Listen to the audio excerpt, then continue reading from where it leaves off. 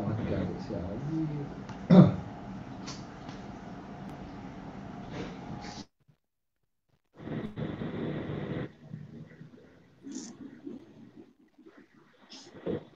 bismillahirrahmanirrahim. Alhamdulillahirabbil alamin wassalatu wassalamu ala asyrafil anbiya'i wal mursalin wa ala alihi wa sahbihi ajma'in. Amma ba'd. Assalamualaikum warahmatullahi taala wabarakatuh. Saya ucapkan kepada kedua ahli panel kita pada hari ini, Cikgu Siti Ainul Murshidah dan juga Puan Faridah, serta penonton-penonton yang sudi untuk bersama-sama dengan sembang santai kita pada hari ini yang bertajuk Kenali Kanak-kanak Autistik dan Kaedah Pembelajaran yang Sesuai. Okey, jadi sebelum kita mulakan majlis ilmu kita pada hari ini, kita buka majlis kita dengan Ummul Kitab Al-Fatihah.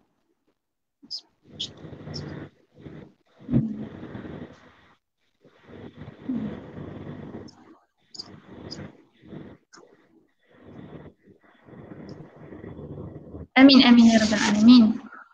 Okey, baik. Jadi kalau kita tengok kepada topik kita pada hari ini berkenaan dengan kenali kanak-kanak autistik.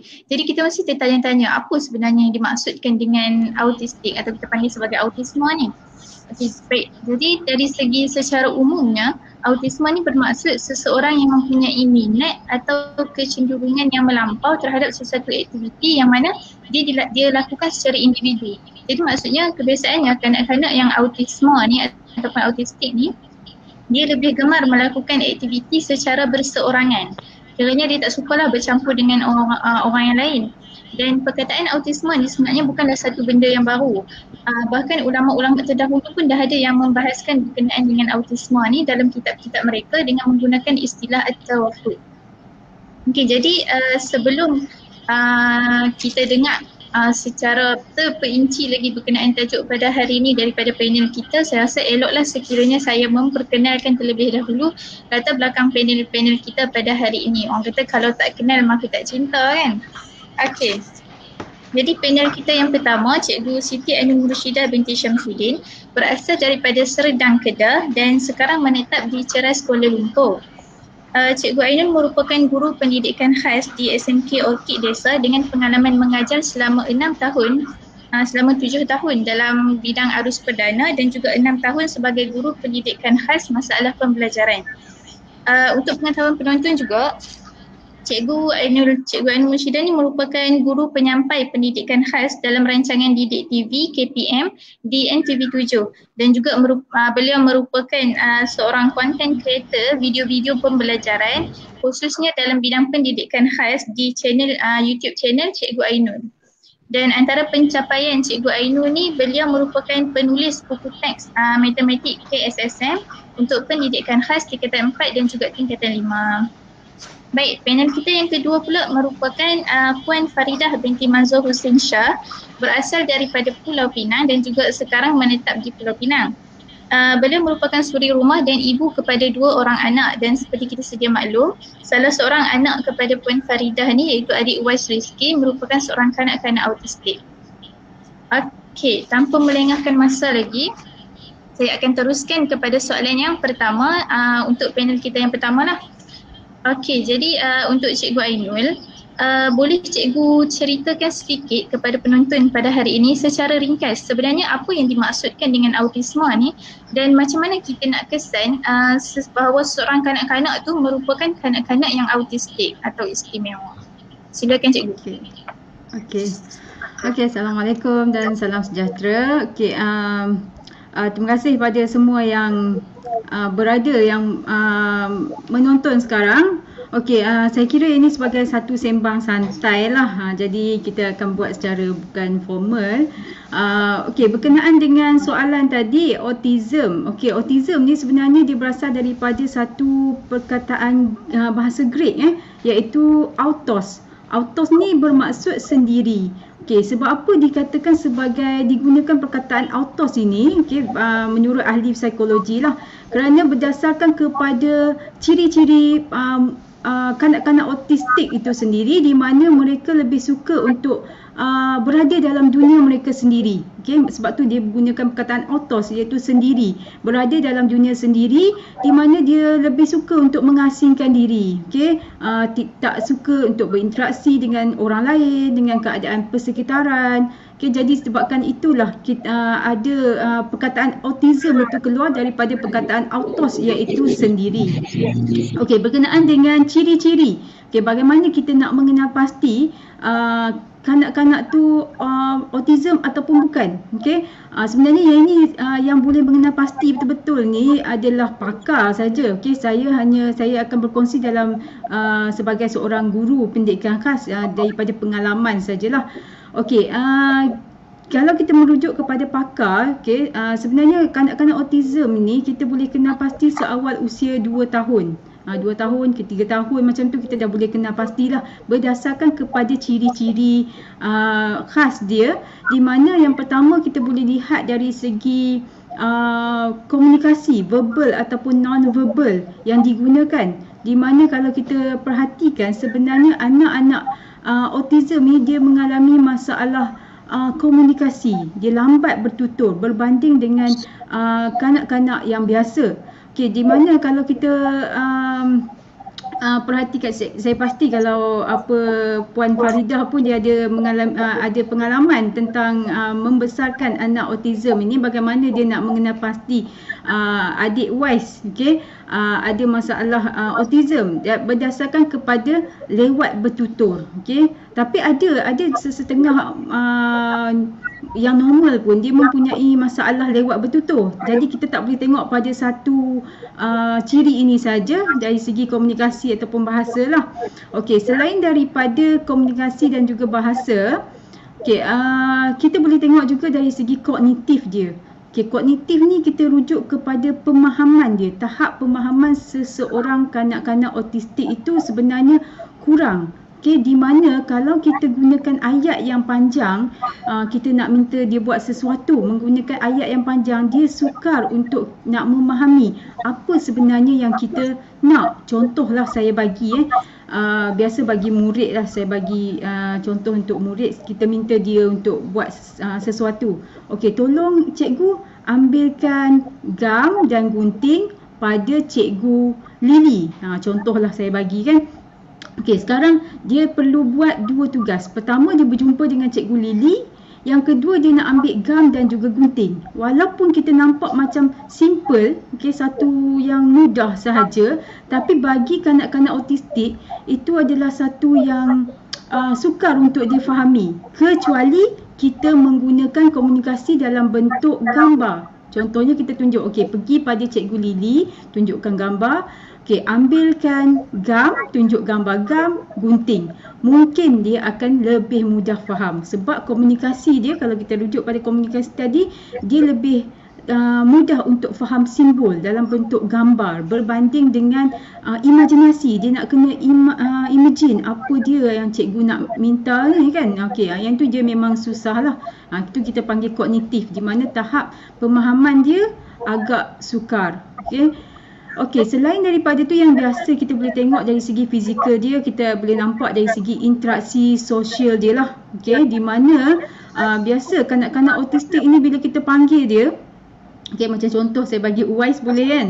Boleh Puan Ida? Okey, contoh kita kata Uwais, mai sini, mak tolong mama ni.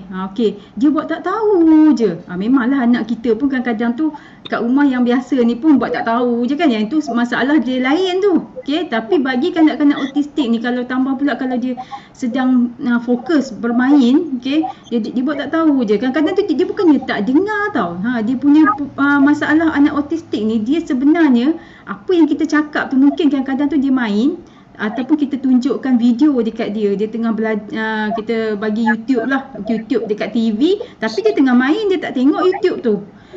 Jangan kata dia tak mendengar. Sebenarnya yang kelebihan anak-anak autistik ini, walaupun dia tak tumpu pada yang lain, contohnya kita panggil dia, tapi dia sebenarnya dia mendengar. Okey, sebabnya ini berdasarkan kepada pengalaman saya lah dari segi mengajar anak autistik. Kadang-kadang kita bercakap kat depan. Okey, dia sibuk dengan lukisan dia, sebab anak-anak autistik ni dia memang suka melukis, kebanyakannya lah. Okey, dia sibuk dengan melukis. Kemudian contoh kita bagi nama Ali lah, senang. Okey, Ali, apa kita dah ajar ni kan. Okey, kenapa Ali faham tak ni? Dia buat tak tahu je kan. Tapi kita panggil dia suruh buat aktiviti dekat depan. So bila dia buat aktiviti kat depan, boleh pula dia jawab. Kita pelik kan? Okay, sebab sebenarnya dia mendengar. Dia mendengar apa yang kita sampaikan tu, cuma dia tak boleh eye contact. Dia tak ada eye contact. Itu yang sama dengan interaksi sosial lah. Dia tak ada eye contact. Dia tak tengok kita. Maksudnya walaupun dia tak tengok kita, tak semestinya dia tidak mendengar. Okay, sebab itu adalah ciri-ciri anak autistik. Dia tak ada eye contact dengan orang yang bercakap dengan dia. Okey, selain daripada tu, ciri lain adalah kita panggil gangguan emosi lah. Sebab biasanya kalau kita perhatikan anak autistik ni memang dia ada masalah emosi sebab kadang-kadang dia nak meluahkan. Kita tahu dia punya komunikasi dia kurang. Okey, mungkin dia lambat bertutur. Jadi dia nak meluahkan, dia nak bagi tahu apa yang dia nak tu, mungkin orang lain tak faham. Susah untuk kita nak fahami dia apa yang dia nak. Jadi menyebabkan emosi dia tu tak stabil dan dia tantrum. Okay, tantrum ni itu yang kita panggil gangguan emosi ni, tantrum. Tantrum ni memang dah biasa dengan anak-anak autistik, di mana kalau kita macam contohlah saya bagi kita antara gangguan emosi, penyebab berlakunya gangguan emosi bila mana kita mengubah rutin seharian dia. Contoh setiap hari dia memang akan baca satu buku khas. Memang buku tu memang setiap hari dia suka buku tu. Janganlah bagi buku lain. Tiba-tiba buku tu hilang. Okey. So bila buku tu hilang, kita ganti pula dengan buku lain. Okey, tak apa, Rizky tak apa. Wise tak apa. Mama ganti ni buku ni. Sama je ada panda juga. Katakan dia terlalu obses dengan panda. Itu ciri murid autistik juga sebenarnya. Dia obses dengan sesuatu. Okey, so bila kita ganti dengan yang lain, menyebabkan gangguan emosi pada diri dia. Okey, itu antara reason lah kita mengubah rutin dia, okey, ataupun kita gangguan emosi macam tadi, kita tak faham apa yang nak disampaikan. Okey, selain daripada tu, perangai dan juga sikap jugalah. Okey, antara yang lain, okey, perangai dan sikap ni kita boleh refer kepada keadaan dia. Kadang-kadang tu perangai tu maksudnya dari segi fizikal dia. Kadang-kadang ada sesetengah kanak-kanak autistik ni dia suka apa kita panggil ni? Apa moderator? Cik Wafa? Dia goyang-goyangkan tangan dia, kepala dia, kadang-kadang macam itu.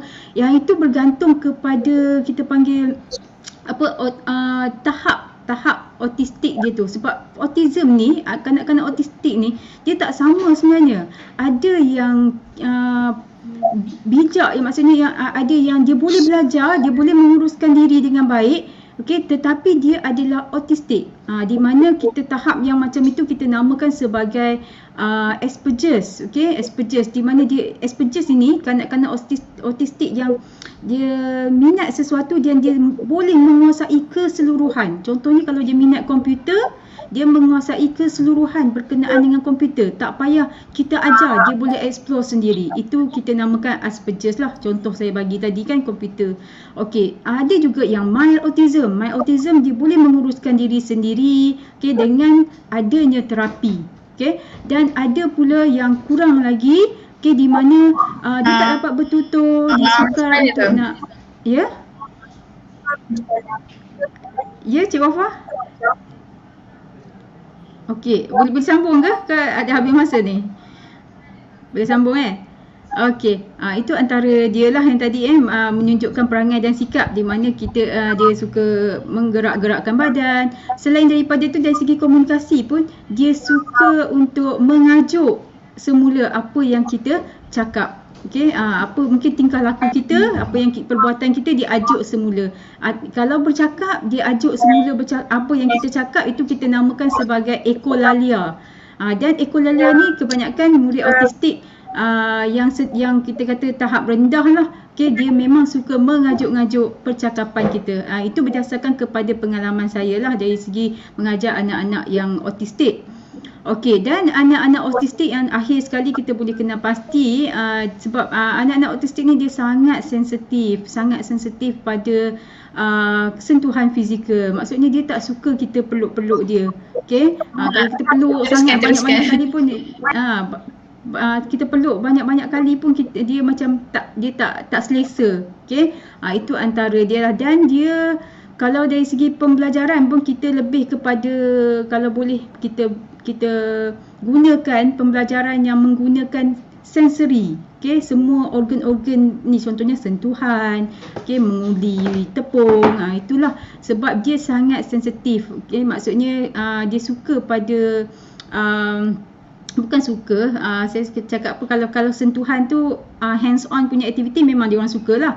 Tapi kalau dari segi sensitif kepada benda lain, contohnya macam bunyi katakan, ada anak-anak yang autistik dia tak boleh mendengar bunyi yang bising, dia akan tutup telinga dia. Kalau kita tengok cerita Redha tak silap saya, anak autistik dalam cerita tu dia memang tak suka pada bunyi yang bising. Okey, dia akan tutup telinga dia dan dia akan mula tantrum. Itu antara secara ringkas lah saya katakan bagaimana kita nak mengenal pasti anak-anak autistik ni. Itu saja Cik Wafa berkenaan dengan soalan yang pertama tadi kan. Okey, jadi saya balik kepada Cik Wafa, moderator. Okay, terima kasih kepada Cikgu Ainul atas perkongsian tadi. Jadi daripada perkongsian Cikgu Ainul tu kita boleh tahulah rupanya kanak-kanak autistik ni dia ada banyak ciri-ciri dia lah. Antaranya ada gangguan emosi, obses terhadap sesuatu, tak ada eye contact, dan ada juga rupanya kanak-kanak autistik ni dia ada tahap-tahap dia lah, macam Cikgu Ainul bagi tahu tadi, ada Asperger, ada mild autism. Okey, jadi sekarang kita beralih kepada panel kita yang kedua. Untuk soalan untuk Puan Farida. Okey. Seperti kita sedia maklumlah, Puan Farida mempunyai seorang anak autistik iaitu adik Wais Rizki. Jadi boleh Puan kongsikan daripada umur berapa Puan kenal pasti yang adik Rizki ni merupakan seorang kanak-kanak yang istimewa, dan apa ciri-ciri yang ada pada adik Rizki ni yang boleh membuatkan Puan sedarlah yang dia berbeza daripada kanak-kanak yang lain. Silakan Puan. Terima kasih. Assalamualaikum semua. Okey, saya ada dua orang anak. Yang first memang sekarang umur 8 tahun. Yang kedua umur 6 tahun. Yang tu yang normal lah. Okey, yang kami boleh perasan tu, di sini dia ada tunjuk ciri-ciri autistik ni seawal umur dia 1.5 tahun. Memang boleh perasan sebab dia ada tunjuk ciri-ciri kebanyakan yang budak-budak autistik adalah macam Rizki ni ada bunyi, ada keluar suara masa dia umur 11 tahun macam tu. Biasalah budak-budak perkataan yang basic-basic. Tapi bila dia dah umur setahun lebih tu, perkataan tu dia hilang.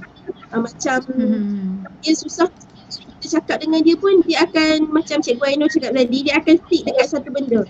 Kalau macam dia main-mainan tu, bila kita cakap dengan dia pun dia takkan peduli lah, dia cuma tengok je benda tu. Ini benda pertama sekali yang kami nampak lah, dia suka susun barang memancang.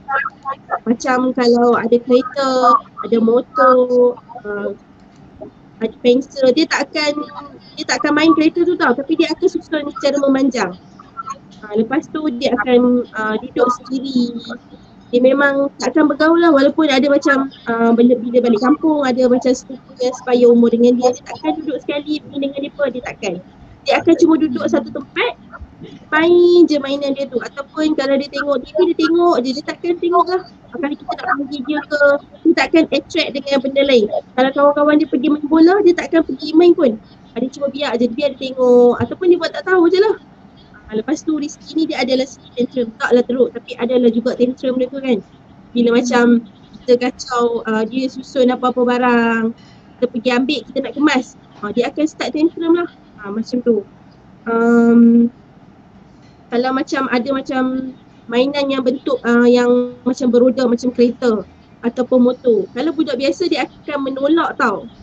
Tapi Rizki dia tak menolak, dia cuma pusingkan kereta tu. Lepas tu dia tengok tayar tu berpusing.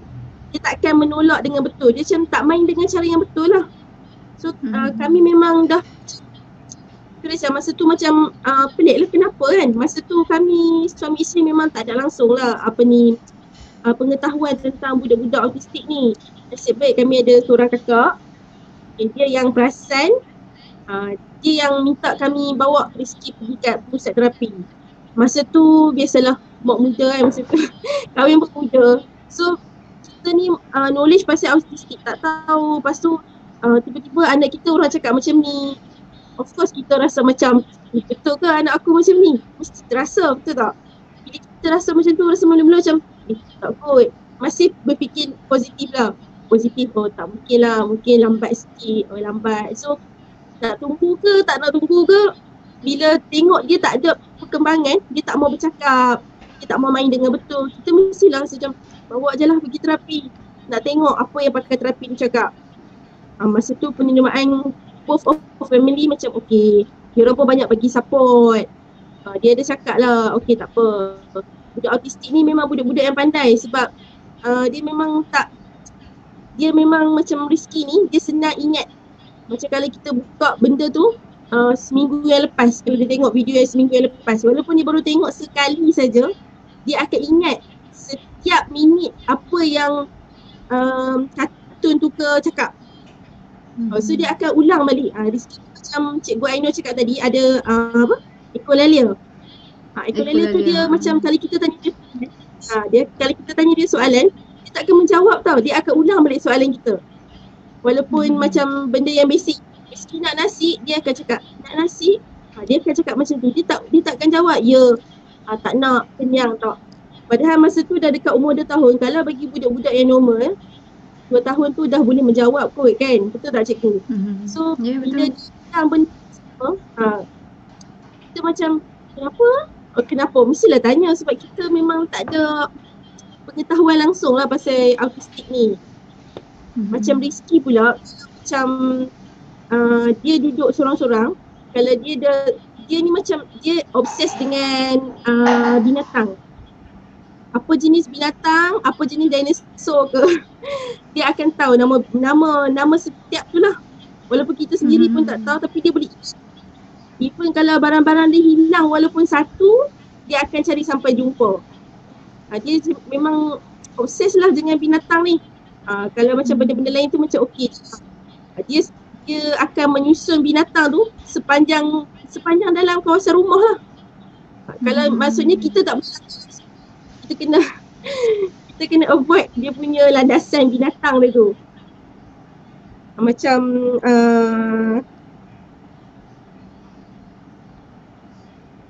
kalau macam perkataan yang mudah-mudah tu macam mama, susu, dalam masa umur 2 tahun tu saya rasa pun dia tak boleh nak minta dengan betul. Walaupun dia dah umur 2 tahun, dia dah ada words tapi masa tu dia bercakap bahasa Inggeris. Dia tak boleh nak minta dengan betul. Macam kalau dia nak susu, dia nanti cakap. Kalau budak biasa dia akan cakap nak susu. Ataupun ada macam adalah macam apa, cara budak-budak tu cakap kan. Tapi Rizky dia tak akan minta lah. Tunjuk kat kita botol susu ataupun dia pergi ambil sendiri. Dia tak nak bercakap. Two-way communication tu langsung tak ada. Dia punya communication tu memang tak ada langsung. Malah eye contact pun tak ada. Kita bercakap dengan dia, dia akan tunduk. Sampai kita kena angkat dagu macam ni. Suruh tengok tu pun dia tak buka mata, dia pejam.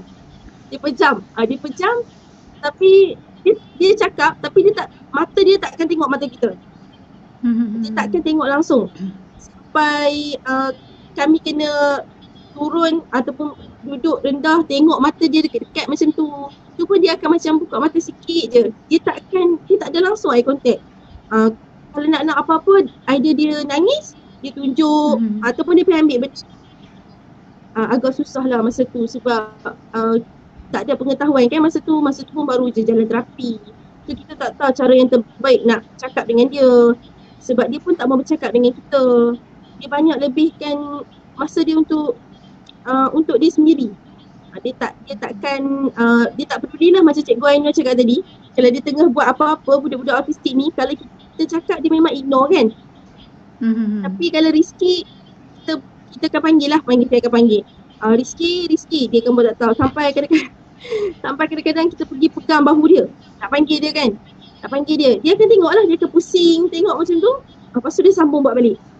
Tapi bila kita tanya apa-apa, bila benda apa-apa pun sebenarnya dia tahu apa yang kita cakap tu.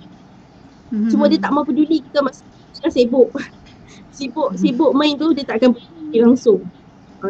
Masa yang mula-mula kami nak dapat tahu tu dah bila dah kat terapi, bila nak balik nak ajar dia agak susah lah sebab masa tu saya pun bekerja. So saya tak ada masa yang banyak nak duduk dengan anak, nak sembang, nak ajar dia, nak apply balik apa yang saya dapat daripada terapis kan. Susah lah juga masa tu. Kalau macam dia sendiri tu, kalau macam dia bukannya budak autistik ni, setengah orang cakap budak autistik ni adalah juga, pernah saya dengar kan kawan-kawan dia cakap dia bukan ada perasaan pun. Salah lah. Budak autistik ni senang terasa sekali. Nampak je dia buat macam tak tahu dia tu, padahal dia memang terasa. Dia cepat, dia sensitif sebenarnya perasaan dia tu. Kalau bila dia cakap tak apa, budak autistik ni dia macam tu je, buat tak tahu je. Memang dia buat tak tahu. Tapi sebenarnya dia tahu apa yang kita cakap tu. Dia rasa tahu, dia rasa apa yang kita cakap. So dia memang paling sensitif sekali. Kalau kita nak peluk-peluk macam Cikgu Aina cakap tadi, memang dia tak mau lah. Masa kecil tu langsung dia nak peluk dia ke, nak pegang dia ke, duduk rapat-rapat kan. Memang tak boleh. Memang dia tak mau lah, dia akan avoid. Dia tahu kalau kita panggil dia tu, kita nak panggil Rizky main sekejap. Kalau dia datang pun sekejap, dia nampak kita dah pegang nak peluk dia tu, dia dah lari dah. Dia memang tak mau. Dia memang rasa macam mungkin masa tu memang ada masalah sensori banyak lah sebab masa dia umur 2 tahun 3 bulan kot, dia pernah terjatuh, kepala dia berdarah kat sini, tapi dia tak menangis langsung. Dia memang macam dia boleh gelak-gelak lagi, sambung lagi lari. So dia memang ada masalah. Bila kami start terapi tu, barulah kita tahu cara-cara macam mana. Jadi sokongan keluarga tu, masa mula-mula nak start terapi tu, kenalah cakap dekat keluarga juga. Sebab bukan semua orang tahu pasal budak-budak autistik ni. Even saya dulu pun saya tak tahu. Saya tak tahu autistik ni apa. Saya cakap terus terang, saya tak tahu langsung. Bila dah jadi dekat anak saya jadi macam tu, maksudnya dah memang doktor memang dah cakap autistik. So kita pelan-pelan gali balik ilmu Google, masuk group autism, baca balik pengalaman orang yang ada anak-anak autistik ni macam mana cara nak handle dia orang. Baru saya faham, oh autistik ni macam ni, sebab bila kita tak ada ilmu, kita tak boleh tahu nak berbaik,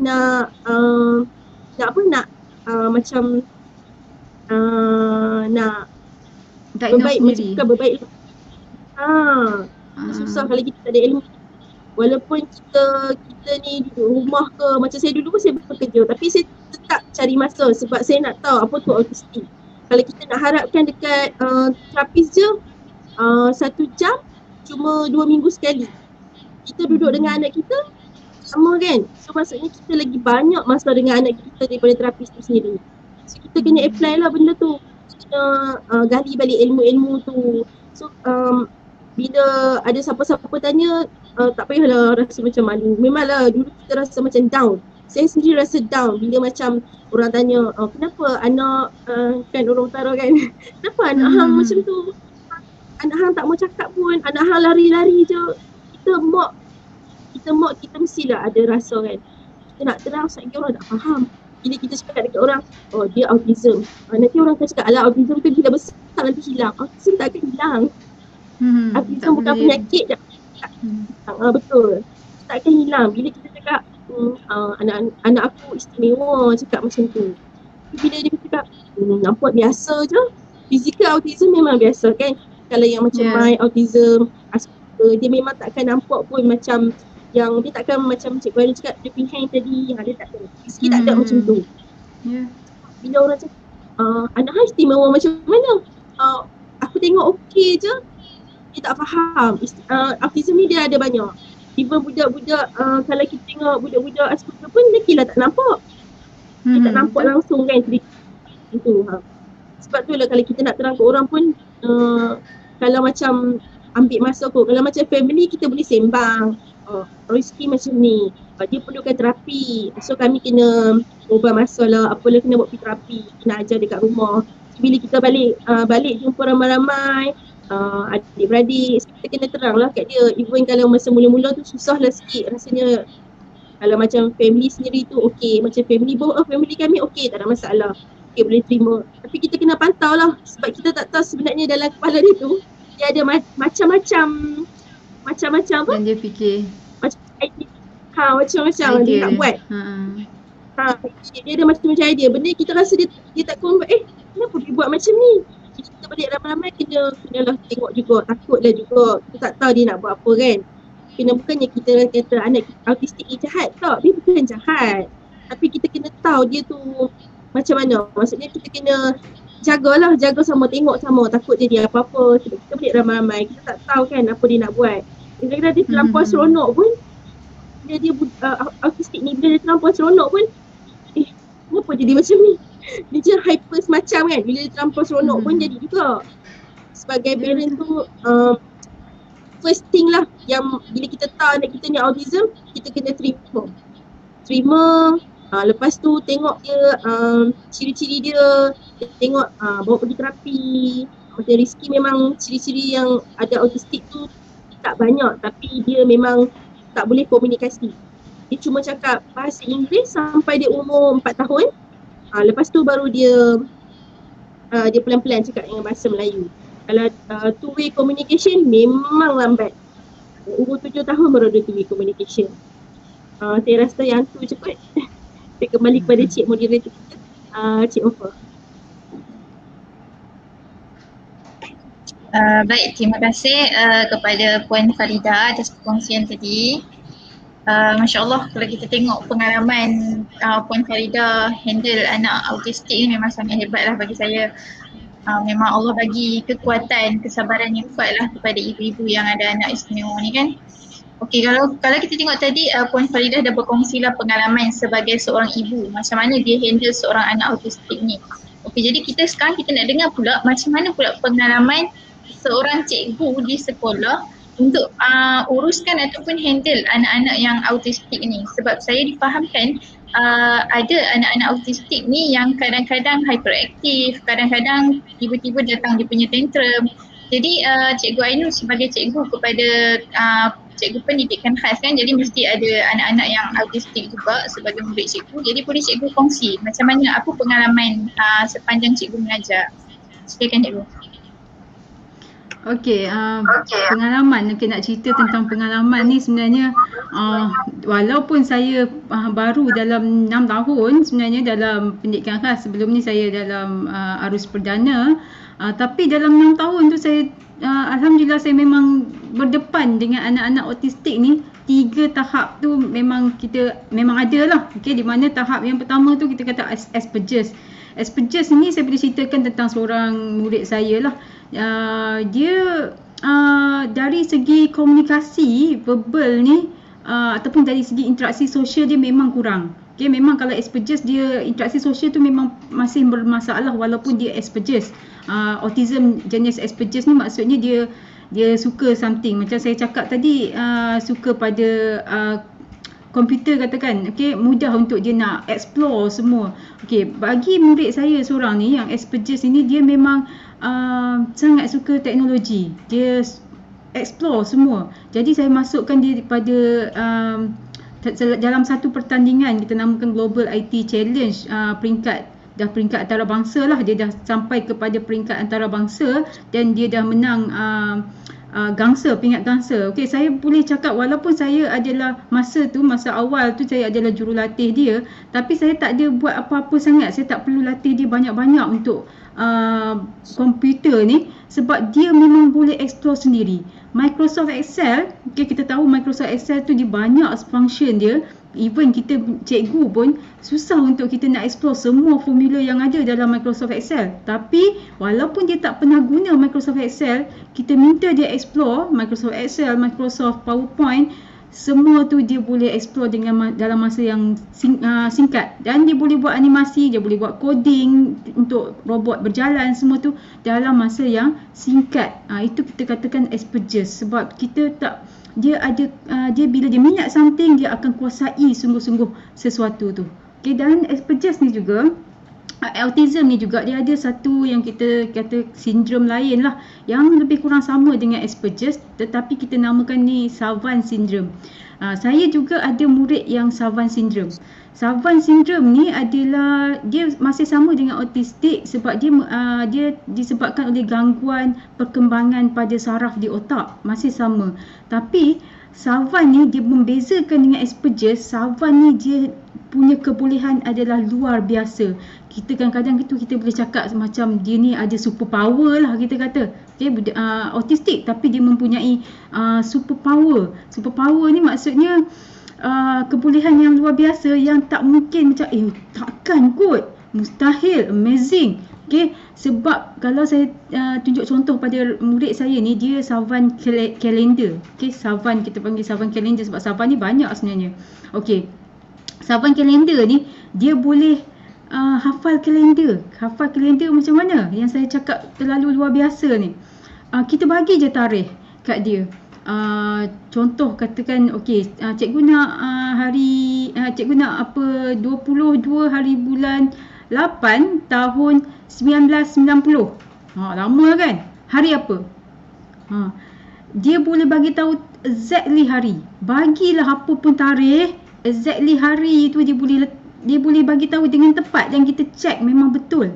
Itu pun dia di tahap permulaan sebenarnya, sebab dia tak mungkin ibu bapa dia masa tu dia tak tahu kebolehan dia ni, jadi kita tak kembangkan dia lagi.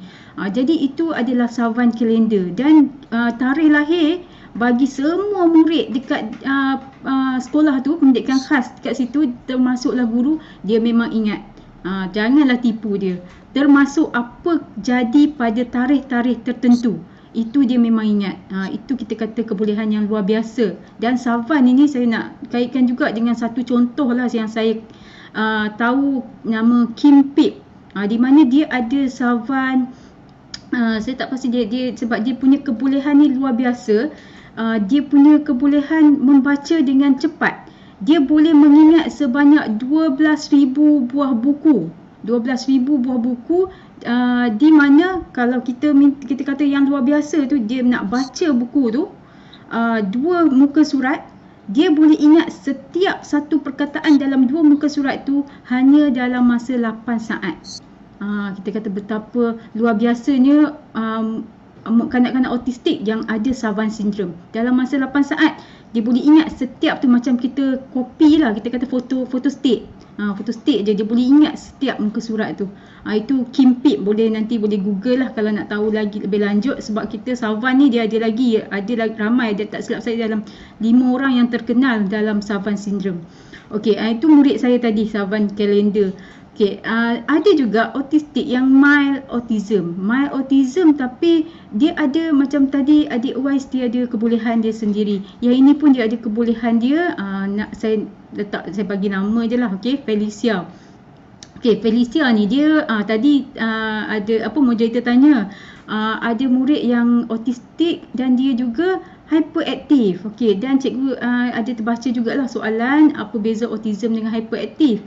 Okey, ADHD ni dengan autism ni kadang-kadang murid tu kita namakan dia kurang upaya, dia multi. Okey, sebab dia bukan setakat autism, dia ada sikit hyperaktif. Biasa macam tu, autism dia ada sikit hyperaktif. Tapi autism ni yang dengan hyperaktif ni dia ada tempoh tertentu biasanya lah, ikut pengalaman lah. Bila dia dah semakin membesar, hyperaktif dia tu semakin kurang. Okay.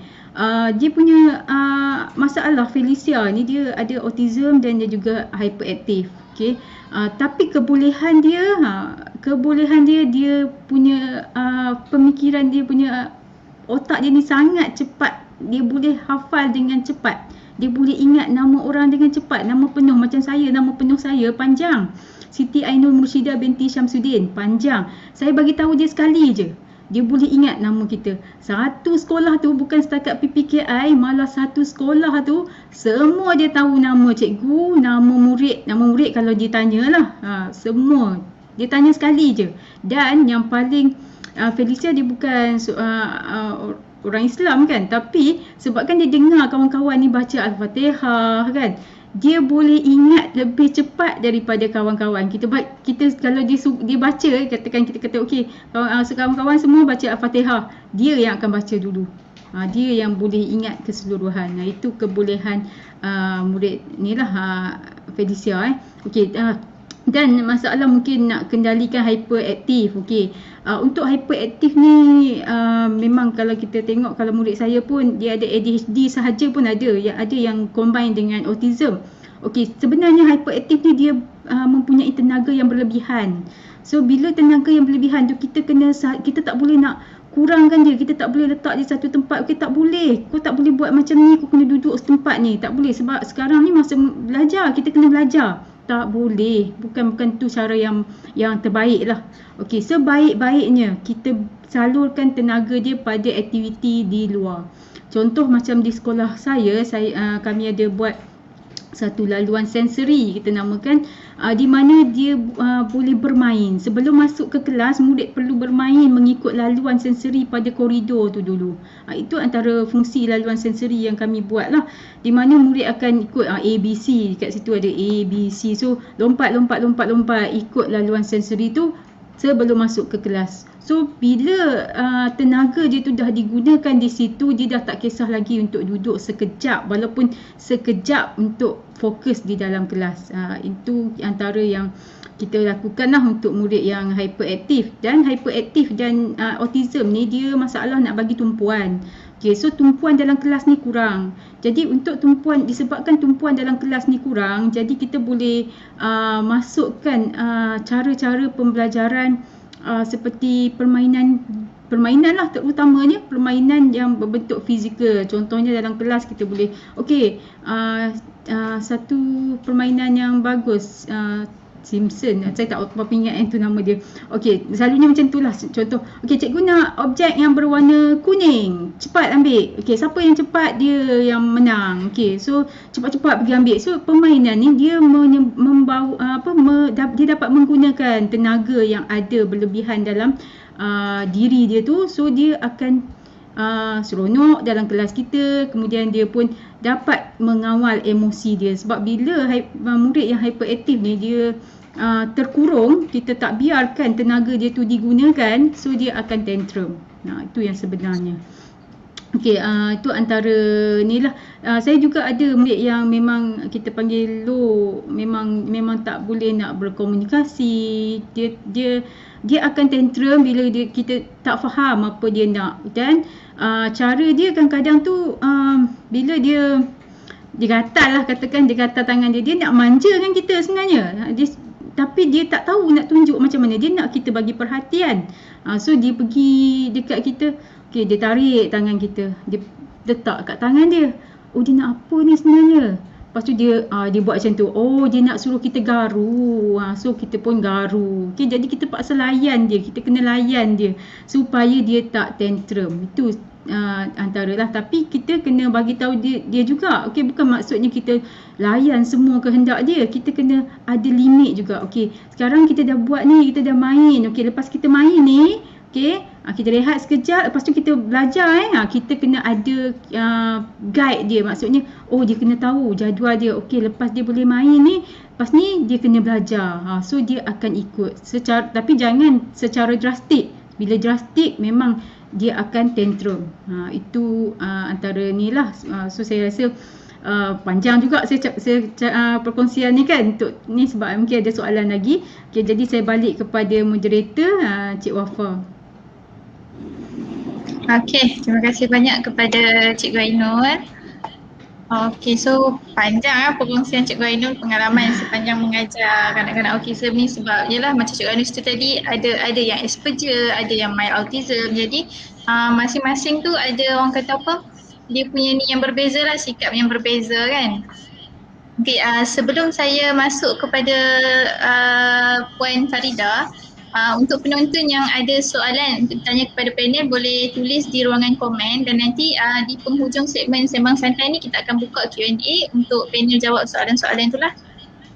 Okey, berbalik kepada Puan Farida, soalan saya yang kedua, boleh macam tadi Puan ada ceritakan, Puan ada bawa adik Uwais Rizki pergi terapi kan?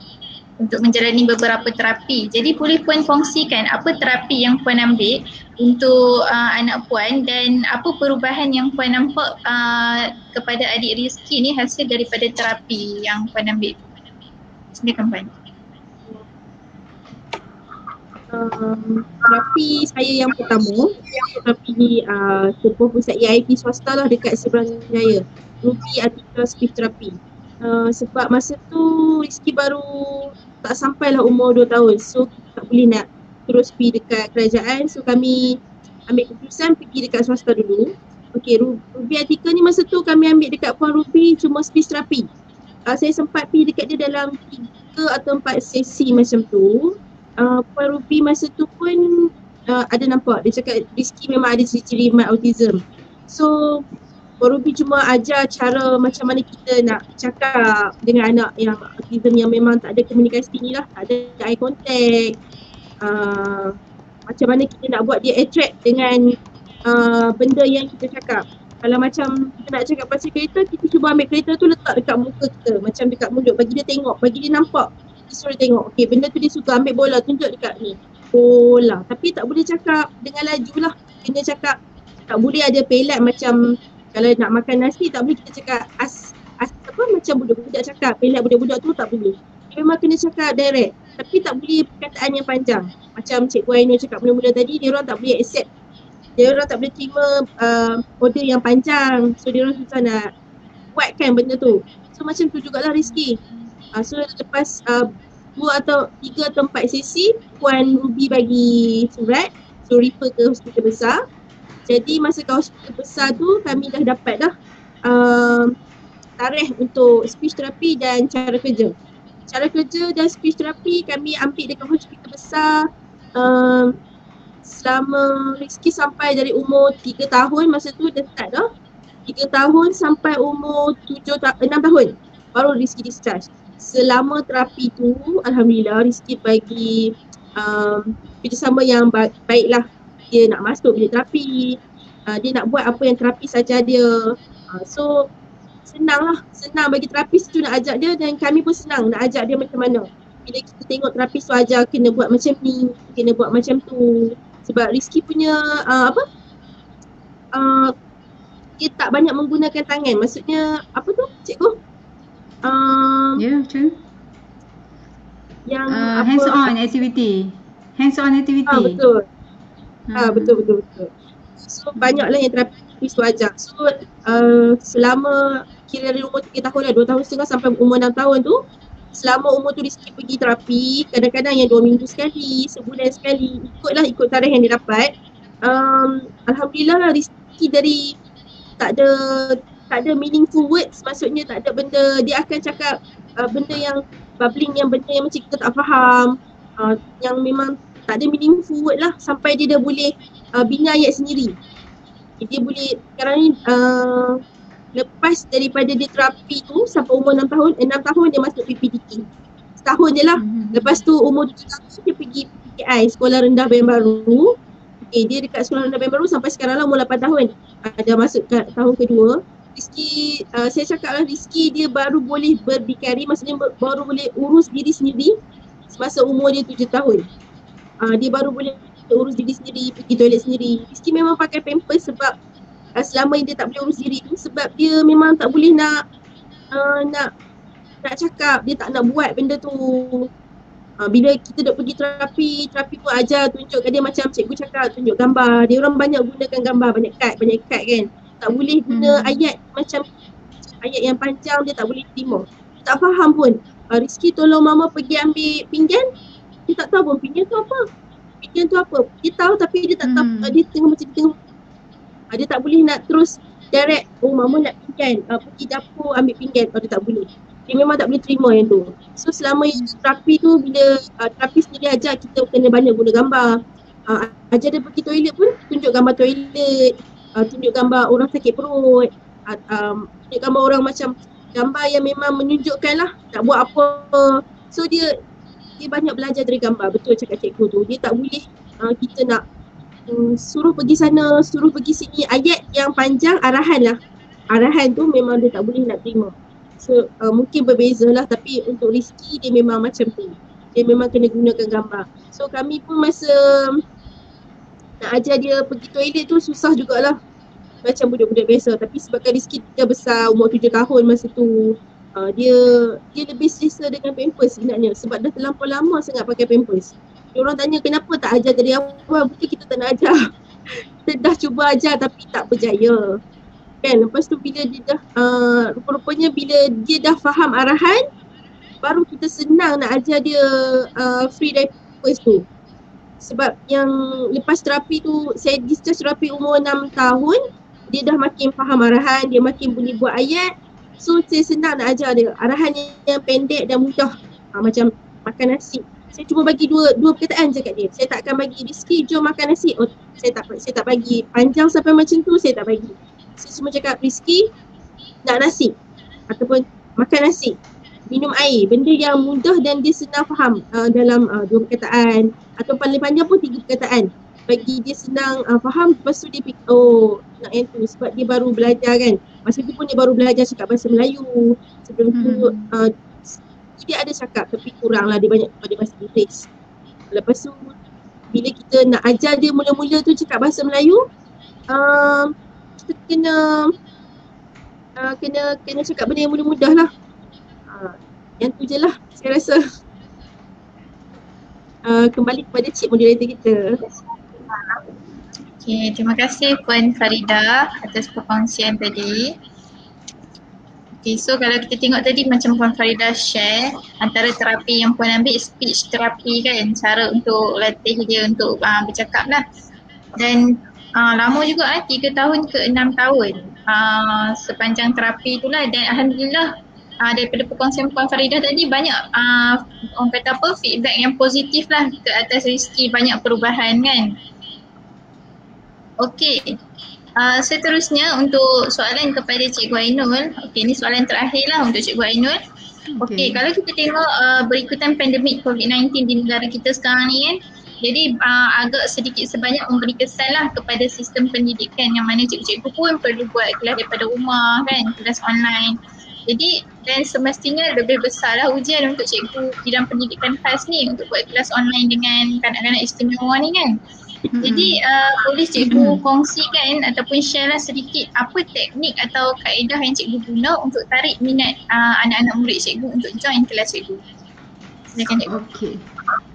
Okey, berkenaan dengan PDPR lah. Okey, PDPR disebabkan oleh pandemik COVID-19 ni. Okey, bagi murid saya, sebenarnya murid saya ni bukan terhad kepada autistik sahaja. Sebab kita ada masalah pembelajaran ni, dia ada murid yang slow learner, okay, dia ada berbagai-bagai tahap. Okey, bagi kefungsian tinggi, di mana kalau kita tengok kalau murid autistik kita refer pada mild autism dan juga murid yang Asperger, semua ciri-ciri yang tinggi lah. Okey, yang tu kita dah gabungkan sama dengan slow learner dan kita boleh menjalankan kelas secara online, memang tak ada masalah. Terutama antara murid autistik ni pun dia ada yang berminat, memang sangat berminat dengan teknologi. Jadi memang tak ada masalah untuk kelas online. Kalau ada masalah pun masalah internet je lah kan. Okey, line slow. Okey, bagaimana kita nak tarik perhatian diorang? Bagaimana nak tarik perhatian untuk diorang kekal? Sebab kita ni murid autistik ni ada yang hyperaktif. Kita tahu dia kalau hyperaktif dia tak boleh duduk senyap dengar kita bercakap kan. Kita kena ada sentiasa kena ada aktiviti. Okey, aktiviti yang menarik dalam kelas online. Okey, antara aktiviti-aktiviti menarik lah dalam kelas online yang saya gunakan lah, saya suka sebab sekarang ni saya ada quizzes lesson. Okey, quizzes lesson ni saya suka guna sebab dia punya pengajaran dia bukannya kita hanya bercakap guna slide sahaja. Okey, kita boleh selang-selikan dengan quiz. Okey, bila kita ada slide, awal-awal lagi dia dah masuk kod. Okey, lepas tu dia ada slide, kita boleh mengajar dalam 2 slide.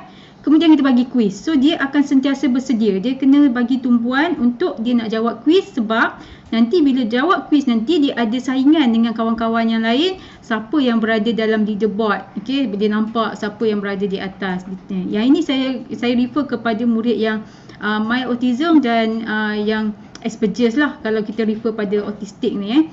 Yang itu tak ada masalah dari segi kuisis, sebab mereka pun boleh membaca biasanya yang bagi mild dan juga Asperger's ni.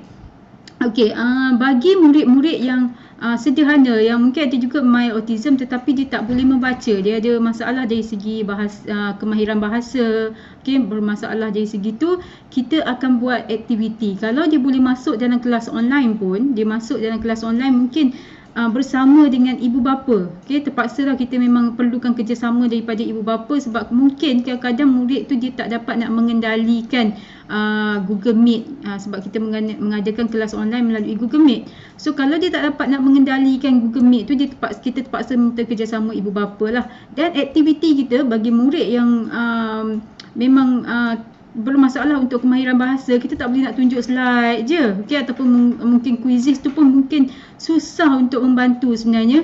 Kita perlukan aktiviti yang memerlukan dia bergerak di dalam rumah. Okey, ini antara cadangan lah. Okey, sebab saya pun dalam kelas online saya memang banyak kepada murid KSSM-PK, maksudnya murid yang memang high function. Okey, bagi low function ni, selain kelas online ni, kita buat aktiviti. Kalau dalam kelas online kita buat aktiviti, contohnya macam kita tunjukkan gambar bola. Okey, bola bentuk apa? Ini ball. Okey, this is ball. Okey, ini bola. Okey, so ada gambar dekat situ. Okey, bola ni bentuk apa bentuk bulat. Okey, so sekarang cikgu nak dekat rumah tu cepat-cepat cari apa barang yang berbentuk sama seperti bola. Dia nampak bulat, tak kira lah benda apa yang dia nampak bulat, so dia akan cuba cari. So dia bergerak. So bila dia bergerak, bagi murid yang autism, ADHD memang membantu. Dia boleh bergerak, dia cepat pergi cari apa barang yang cikgu nak. Ataupun kita boleh letakkan gambar, picture kan, lepas tu kita minta dia kenal pasti. Okey, sekarang cari treasure hunt, kita kata guna gambar. Okey, cari gambar pensel. Okey, so dia kena tumpu, dia kena bagi tumpuan untuk dia nak dapatkan gambar pensel tu. Okey, so kita bagi contoh. Okey, ni pensel bentuk macam ni, so cari dalam gambar. Itu antara aktiviti dalam kelas online lah yang mungkin boleh digunakan. Okey, bagi yang tak dapat menyertai kelas online, kita akan bagi dalam bentuk projek hands on. Okey, hands on project contohnya macam pembuatan roti, kita bagi buat donat katakan. Okey, tapi yang itu kena minta kerjasama daripada ibu bapa. Okey, di mana bila dia buat projek tu, dia ambil video. Okey, so dia menggunakan aktiviti menguli tepung. So itu one of terapi sebenarnya untuk murid-murid autistik ini, sebab dia menggunakan sensori dekat situ. Okey, kemahiran motor kasar dan motor halus dekat situ. Motor halus lah terutamanya jari jemari untuk menguli adunan roti tu. Okey, yang itu bagus sebenarnya untuk murid-murid, terutama kalau macam ibu bapa sekarang. Saya rasa mungkin ada masalah bila murid pendidikan khas dia kena belajar daripada rumah. Okey, jadi apa aktiviti yang sesuai untuk kita nak bagi pada anak kita dekat rumah, aktiviti-aktiviti yang boleh membantu dia dalam menguruskan kehidupan dia. Yang itu antara pembelajaran yang terbaik bagi murid autism. Kita jangan fokus pada akademik semata-mata, sebab pembelajaran di rumah itu adalah yang terbaik untuk dia survive dalam kehidupan seharian dia. Contoh, kita bagi benda simple je. Okey, sekarang tolong mak lipat kain. Okey, lipat kain kita bagilah contoh, kita tunjuk contoh kat dia, buat macam ni dulu, buat macam tu dulu. Kalau dia tak boleh dalam bentuk macam tu, kita tunjukkan gambar. Okey, contoh kalau macam dari segi keagamaan lah, agama. Okey, kita nak ajar dia ambil wuduk. Tak boleh melainkan kita tunjukkan contoh dan dia ikut, ataupun bila kita nak dia praktikkan selalu tanpa kita boleh letakkan gambar satu persatu dekat dalam toilet tu. Okey, mula buat macam ni, yang kedua buat macam ni. Okey, macam tu juga kami punya aktiviti. Sebelum ni kami bagi projek, okey, ambil video murid mencuci tangan menggunakan 7 langkah mencuci tangan dengan betul. Jadi murid yang autism yang memang low, kita kata bukan mild, di bawah lagi daripada mild, dia susah untuk nak buat aktiviti hanya dengan merujuk kepada video yang kita bagi contoh. Dia susah sebenarnya, masih susah. Jadi dia perlukan gambar. Jadi parent, ibu bapa terpaksa dia kena letakkan gambar step by step. Mula buat macam ni. So dia tengok gambar, dia ikut satu per satu. Itu teknik pembelajaran yang kita boleh gunakan untuk anak-anak autistik yang berada di rumah. Menggunakan gambar. Selain daripada itu, dari segi membaca. Membaca kita tak boleh suruh anak kita baca, kita bagi buku, dan mak nak dengar baca muka surat yang pertama macam tu saja, tak boleh. Sebab bukan tak boleh, mungkin membantu bagi murid yang Asperger's, yang high functioning untuk autistik, tapi bagi murid yang low dia akan problem. Jadi saya suggest dekat YouTube sebenarnya ada satu channel ini, dia ada untuk membaca, tapi dia membaca untuk kita lah. Maksudnya dia ada gambar dan dia ada sindikata yang kat bawah tu, sindikata kat bawah tu, so murid boleh membaca menggunakan tu dan dia akan ada dipaparkan gambar. Kalau kita rasa anak kita nak suruh dia baca based on gambar tu, so kita tutuplah dia punya sound dia tu. Kalau kita nak dia mendengar, mungkin kita nak uji pendengaran dia, jadi kita just on je lah, biarkan buku tu buku tu dia baca sendiri. Dia ada, kita panggil buku apa saya tak pasti, nanti boleh check pada YouTube. InsyaAllah saya akan kongsikan di kat bahagian komen nanti dia punya link dia. Memang bagus sebab saya gunakan yang itu untuk sebagai bahan bacaan murid-murid dekat sekolah untuk program nilam bagi murid yang low function lah. Itu antara ni dia lah. Jadi kita tak boleh terus, dia kemahiran bahasa dia kurang, jadi kita tak boleh minta dia terus membaca macam tu. Itu antara dia. Okey, yang itu sajalah saya rasa perkongsian, sebab nanti ada lagi soalan daripada pada Puan Faridah kan. Okey. Kita balik pada moderator. Okey, terima kasih Cik Zainul. Perkongsian yang menarik lah bagi saya. Kiranya kalau daripada apa yang Cik Zainul cerita ni, antara aktiviti yang antara pembelajaran yang sesuai adalah dari segi aktiviti lah, kena banyakkan aktiviti dengan kanak-kanak ni kan. Dan antara yang saya tertarik, ada saya tengok dekat YouTube channel Cik Zainul. Cik Zainul buat game Who Wants to be a Millionaire. Yang tu antara yang paling menarik lah, yang paling murid suka sebenarnya. Dan saya tengok kita boleh nampak lah reaksi murid-murid memang sangat seronok lah belajar dengan cara yang macam tu kan.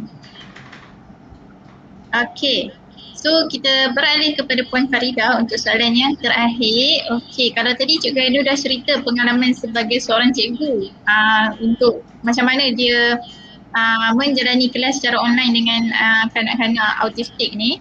Jadi dari segi ibu bapa pula, macam mana pula pengalaman Puan Faridah tiba-tiba dekat rumah, daripada jadi ibu kena jadi cikgu pula dekat rumah. So apa yang Puan Faridah buat untuk memastikan anak puan ni tetap semangat untuk belajar walaupun dekat rumah? Okey, silakan Puan. Macam basically dia tak banyak sesi.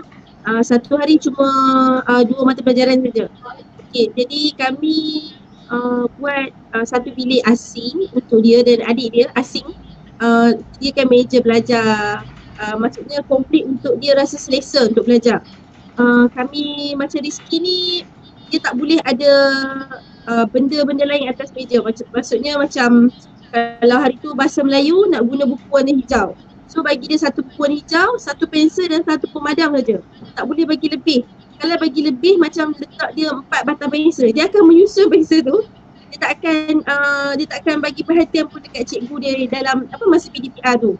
Dia tak akan bagi perhatian langsung. Ataupun kalau ada 2 pemadam pun dia akan susun. So kadang-kadang kalau saya nampak satu pemadam, satu pensel pun dia susun, saya akan ambil. Saya memang duduk sebelah dia, saya memang tak pergi mana. Maksudnya bila cikgu tanya, dia tak jawab. Dia tak jawab dalam PDPR. Saya pun tak tahu kenapa, sebab cikgu selalu cakap kat sekolah Rizky okey je. Kat sekolah dia memang bercakap. Tapi bila PDPR dia tak bercakap dengan cikgu. Tapi bila cikgu tanya apa-apa soalan, saya lah kat sebelah, saya kena menyibuk.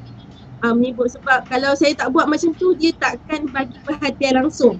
Ataupun dia akan Rizky dia macam ada satu, tak tahulah, budak autism ataupun dia sendiri punya perangai kan. Dia suka termenung. Dia suka termenung. Dia macam lama cikgu sembang, cikgu cakap dengan, mungkin cikgu tengah tanya soalan dekat budak lain, tapi dia tengah termenung. Dia tengok, dia sampai kadang-kadang cikgu cakap Rizky, cikgu sampai lambai ke dia, Rizky. Tapi dia tak ada respon tau. Saya macam heran lah, kenapa cikgu duk panggil. Dia tengah tengok cikgu, tapi mata dia macam dia dalam dunia dia lah tu. Betul. So kita kena panggil dia, panggil sikit. Cikgu panggil. Dia tengok. Tapi dia takkan menjawab cikgu tu. Dia akan diam. Ataupun dia jawab, tapi suara dia pelan yang sangat-sangat. Saya kena duduk dengan dia. Macam mana pun kena duduk dengan dia. So rasanya macam ibu macam saya ni kena sediakan masa lah untuk dia. Kalau macam satu hari tu dalam 2 jam, so maksudnya 2 jam lah saya duduk dengan dia. Saya kena settle. Kalau saya nak masak, saya kena masak siap-siap. Ataupun saya kena sediakan makanan. Dia memang pagi-pagi bangun, dia orang akan start kelas pukul 8 pagi. So pukul 7 pagi dia bangun, nak mandi, nak makan, dia nak buat apa-apa. Ataupun walaupun kita cakap dia okey pukul 8 start, jadi kalau dia bangun awal pukul 6.30 pun, dia siap semua, dia akan duduk dekat meja dia. Dia akan duduk dan tengok telefon. Dia takkan buka YouTube ke apa. Sebab saya dah cakap nanti nak jumpa cikgu, nak tengok cikgu, hari ni ada homework. Bila cikgu bagi homework, lepas saja PDPR tu saya akan pastikan dia terus siapkan. Dia tak boleh tangguh-tangguh. Saya tak tahulah, kalau saya tangguh saya rasa dia tak nak buat. So saya akan pastikan lepas cikgu tutup je PDPR tu, dia ada homework, suruh dia siapkan sekarang. Dia akan buat macam malas-malas sikit lah. Dia macam tak mau buat homework tu sebab dia tahu cikgu tak ada dah. Cikgu tak boleh tengok dia. Cikgu dah tutup kan PDPR tu, dia tutup dah, semua tak ada dah. Dia kena buat homework, dia tak nak tengok, dia tak nak buat. Dia akan malas. So kita kena duduk lagi dengan dia. Duduk maksudnya kita macam bagi support lah kat dia, duduk dengan dia. Tapi jangan tolong lah. Saya memang tak tolong dia buat homework. Walaupun mewarna saya tak tolong. Dia warna lah, kalau satu gambar tu hitam lah semua. Janji dia buat usaha dia sendiri. Sebab kalau kita tolong dia, pernah dulu saya cuba tolong dia, pegang pensel dengan dia. Last dia tak gerak pun tangan dia tu. Kita yang gerak tangan kita. Sebenarnya kita lah buat homework, bukan dia. Betul tak? So saya tak mahu dia masuk. Dia jadi macam bila kita tolong dia pegang, maksudnya dia macam dia cuma letak jari dia tu kat pensel. Tapi kita yang tolong tulis kan. Sebab kita nak tolong dia pegang sama-sama. Sebenarnya tak payah langsung pun. Tak tahulah, mungkin bagi Rizky tak payah. Dia boleh buat. Saya biar dia tulis. Walaupun huruf dia tulislah sendiri. Kalau warna hitam lah semua, biar kat dia. Bila kita ajar dia, ini tak boleh macam ni, ini tak boleh macam ni, okey. Tapi bila dah lama, dia saya rasa sebab PDPR juga pun, kita boleh tengok dia. Kalau kat sekolah walaupun satu kelas tak ramai, kesian lah kat cikgu. Sebab dia orang ni duduk satu kelas tak sama umur pun. Betul kan cikgu Aino kan? Kalau betul. Macam dia bercampur. Betul, bercampur. So, walaupun 5 orang, bayangkan kalau kita kat rumah seorang pun kita dah rasa macam mana lah cikgu ajar. So bila kat rumah ni kita ada masa, kita cuba bagi perhatian. Dia walaupun tak banyak, sikit lah. Kalau satu hari 24 jam, 3 jam untuk anak je. 3 jam tu untuk anak kita sendiri kan, apa salah dia. Tapi tolonglah jangan banyak manjakan dia sangat. Macam Rizky ni memang kami tak manjakan dia lah, kami layan sama rata dengan adik dia yang normal. Sebab kalau kita manja, saya rasa dia kerja sekolah pun tak nak buat. So PDPR ni banyak membantulah sebenarnya. Kita boleh tengok sendiri anak kita tu macam mana kat sekolah. Walaupun cikgu cakap kat sekolah dia okey, tapi bila kat rumah tak tahu kenapa. Sebenarnya kita bolehlah ajar dia. Mungkin dia mengada-ngada dengan kita boleh cakap, oh macam ni jangan. Bila cikgu bagi homework buat. Bila cikgu cakap kena tengok. Kita banyak bagi perhatian dekat anak kita tu. Kalau macam dia tak nak buat kerja sekolah, macam hari tu tak ada PDPR, cikgu cuba bagi kerja sekolah, dia tak nak buat sebab dia tak nampak cikgu dia hari ni. Ataupun saya tak boleh masuk hari tu PDPR sebab line internet saya improve. So dia tak nak buat sebab dia cakap tak ada cikgu. So saya cakap kat dia, tak apa, saya bagi reward. Okay, kalau Rizky buat kerja sekolah ni, okay, petang ni mama bagi reward.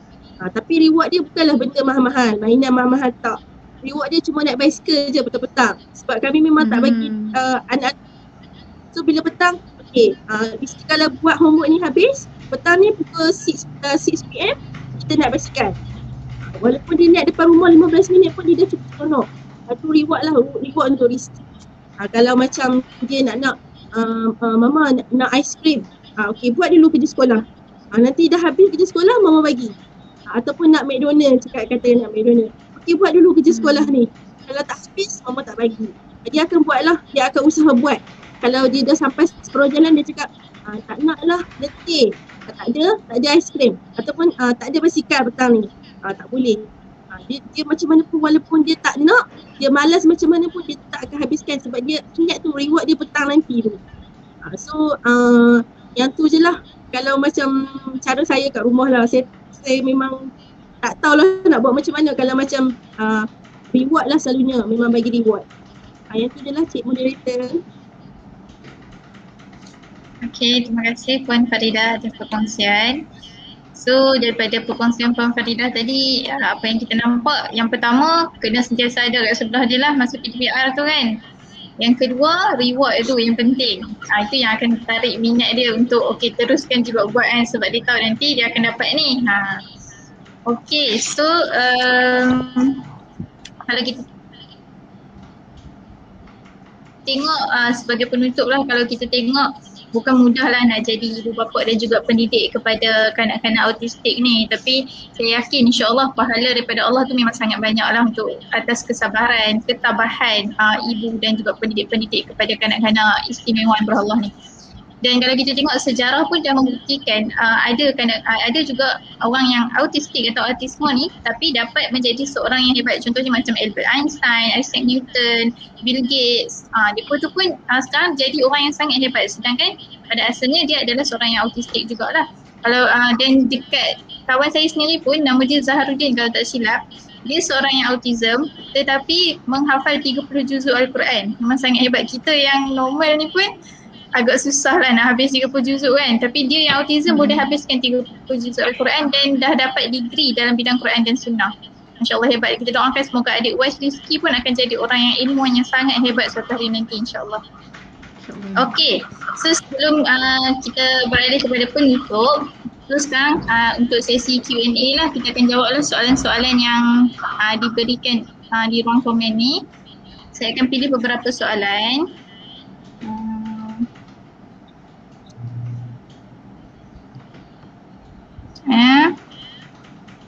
Okey, soalan daripada Encik Syam Al-Banjari. Bagaimana mahu, banyak soalan dia. Bagaimana mahu menghadapi anak yang terlalu hyperaktif? Soalan kedua, macam mana nak kawal emosi bila berdepan dengan anak-anak yang begini? Dan soalan ketiga, apakah pendekatan yang terbaik dalam mendidik anak autistik atau autism? Okey, untuk soalan ni saya serahkan kepada Cikgu Ainul dulu, boleh Cikgu? Okey, boleh. Okey, tadi bagi soalan yang hyperaktif tu sebenarnya tadi saya dah ada explain sikit lah. Saya ada terangkan sikit berkenaan dengan bagaimana kita nak menghadapi anak-anak yang hyperaktif. Okey, saya tahu apa macam saya cakap tadi lah. Hyperaktif ni dia punya masalah dia, tenaga dia berlebihan. Okey, ADHD. Okey, kita kata ni. Tapi yang mungkin saya rasa bagi Encik Syam Al-Banjari ni sebab anak autistik dalam masa yang sama dia hyperaktif.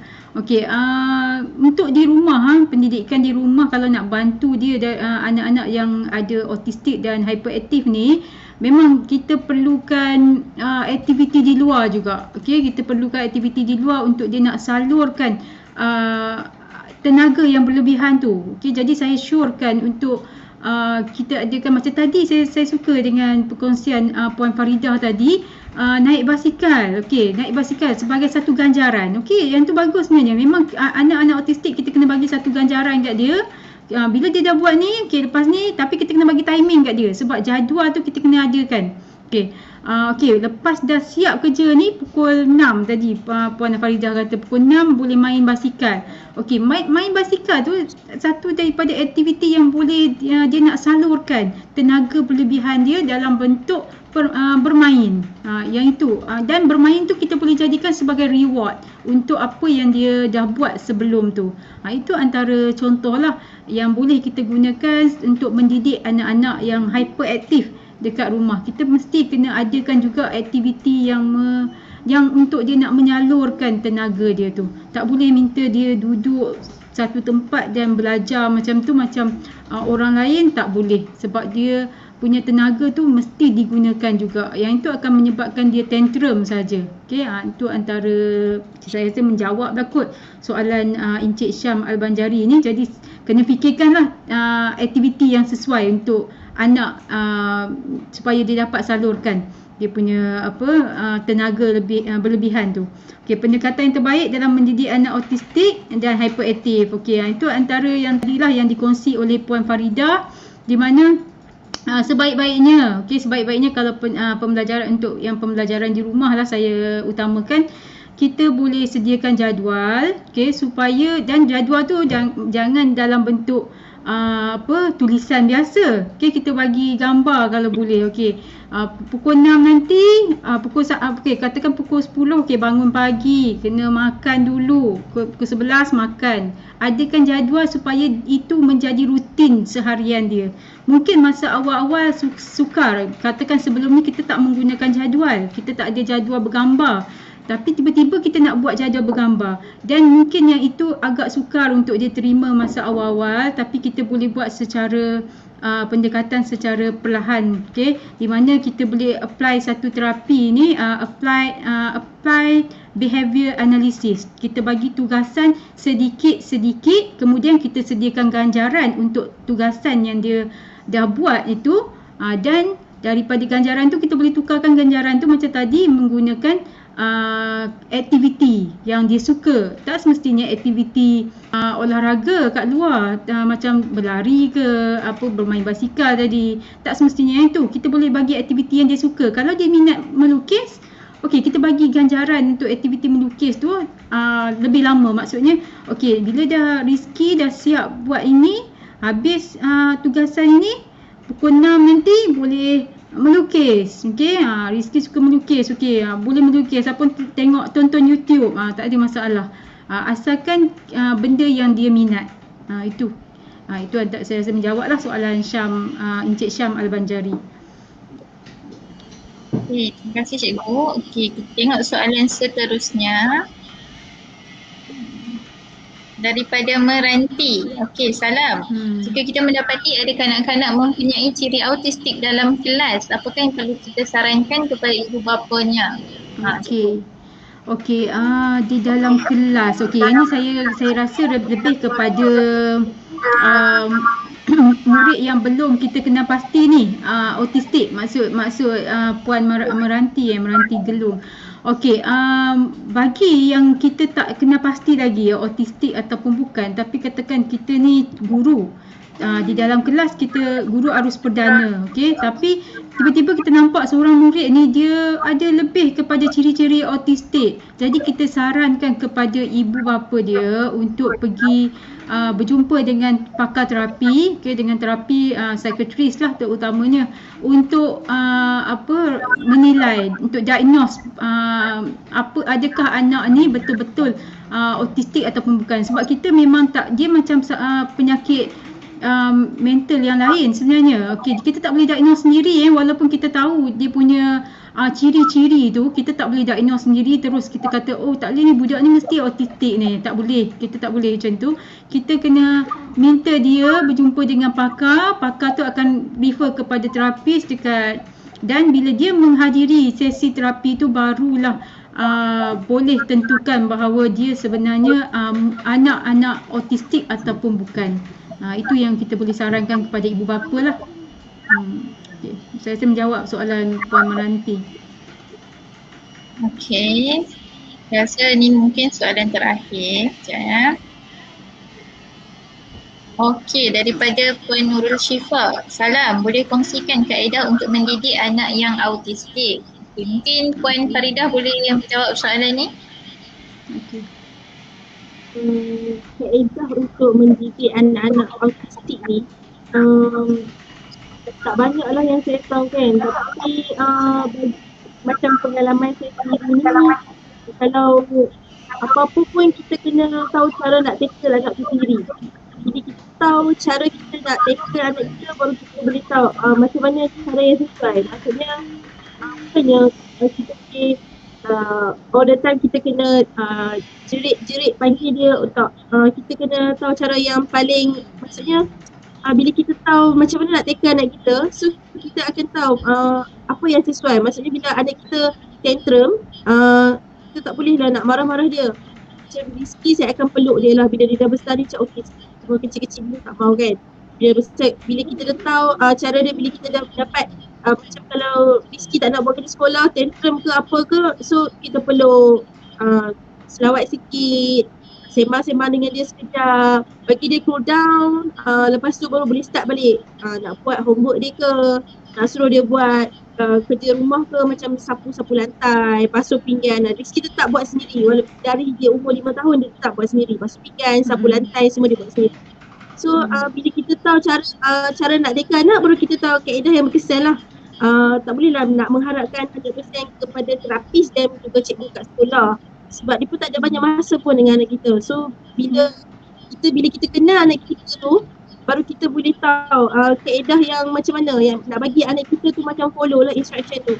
Walaupun instruction yang mudah lah, macam buang sampah tu pun susah juga tu. Budak autistik, suruh dia buang sampah pun dia tak tahu nak buang sampah ni apa, dia tak tahu pun nak buang dekat mana. Walaupun dia tahu tong sampah tu untuk buang sampah, tapi bila kita nak suruh dia buang sampah pun dia tak tahu sebenarnya. Mungkin Cikgu Ainul boleh tambah sikit. Okey, tambahan lah. Okey, macam saya cakap tadi, rutin tu nak jadikan dia sebagai rutin, tak boleh terlalu cepat kita nak ubah sesuatu. Macam ni mungkin Puan Nurul Syifa nak minta kaedah untuk mendidik anak autistik. Okey, kalau dekat rumah tu, kalau macam kita dah biasa dengan anak kita dah biasa dengan rutin seharian dia sekarang ni, tiba-tiba kita nak ubah, memang sukarlah. Jadi kita boleh gunakan kaedah yang tadi saya sebut sebagai applied behavioural analysis tu. Memang yang tu kaedah antara yang memang berkesan untuk anak-anak autistik, di mana kita bagi tugasan macam Puan Faridah buat tu. Okey, bagi tugasan sikit-sikit, dan saya memang syorkan tugasan tu kita refer kepada yang boleh membantu dia untuk survive dalam kehidupan seharian dia. Macam tadi sapu sampah, basuh pinggan.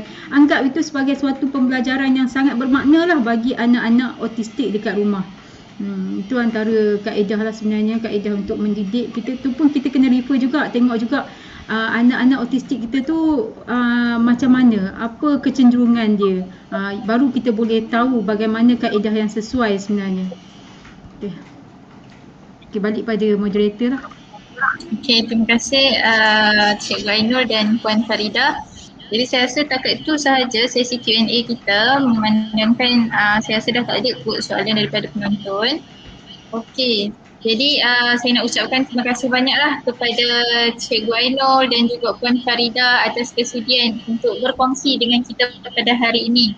Dan terima kasih juga kepada penonton-penonton yang sudi untuk masuk ke dalam segmen sembang santai kita pada hari ini untuk kita dengar perkongsian. Mudah-mudahan perkongsian ni dapat kita kongsikan pula kepada orang yang lain. Okey, jadi saya kira tak ada apa dah. Kita tutup majlis kita dengan tasbih kafarah dan suratul Asr.